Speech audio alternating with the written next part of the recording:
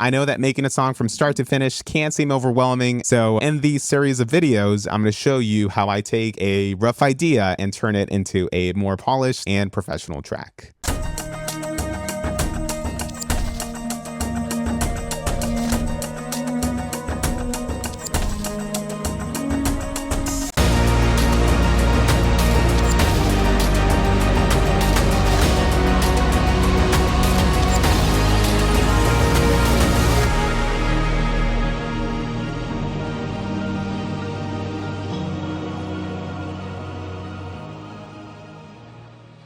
So the first key takeaway that I can provide from creating this cinematic track is that during the idea generation phase, make sure to use any and every source of inspiration that's available to you. How you got your inspiration doesn't really matter. What matters is what you were able to create from it. For this project, I decided to use splice stacks, a feature that quickly helps you build a loop to get things going. This lets me choose a genre, a BPM, and a key, which is awesome.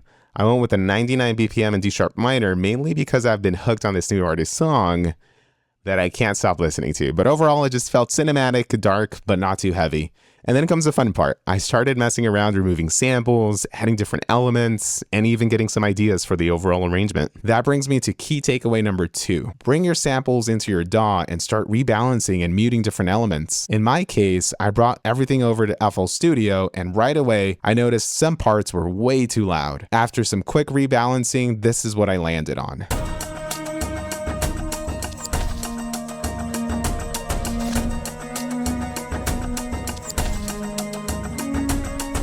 Now, here's the cool part. Once I started muting and unmuting different elements, new ideas started popping up. The same loop suddenly had multiple possibilities. For example, I realized that certain parts could work as an intro.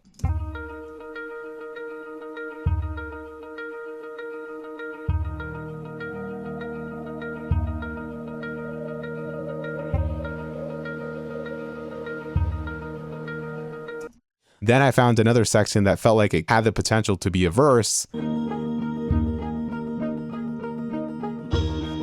And then I came up with something that sounded like it could be the pre-chorus or the build-up right before the drop.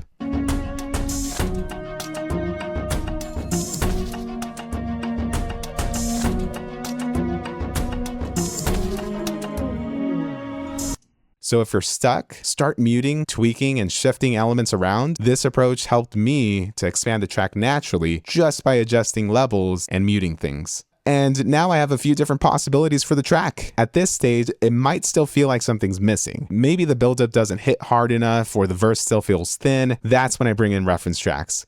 I usually use about 5 different reference tracks, not just one. That way, I don't end up copying a single song, but instead get a well-rounded idea for structure, energy, and sound balance. And after analyzing the different sections of my references, I noticed patterns. Most of them had little to no drums in the intro.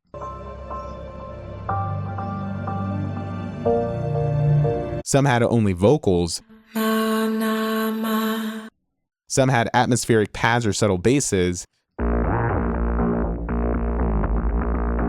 So I took that as a cue and added those elements into my own track. And that's the thing. Reference tracks aren't there to be copied. You take the ideas that fit your track and adapt them in your own way. When you compare your sections directly to pro tracks, you can instantly hear what's missing. And that's what helps take your ideas from rough concepts to something that sounds more polished. So don't guess. Bring in references, compare the right sections using all of your tools. So once you built out one section using reference tracks, you can repeat the process for the rest of the sections that were created from the original loop. And as you refine these sections, you'll realize that these new sounds started creating the potential for new sections.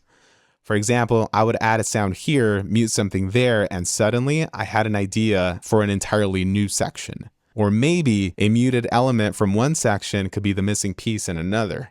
At this point, I've got a collection of loops. Some are just atmospheres, some are purely drums, some are full sections.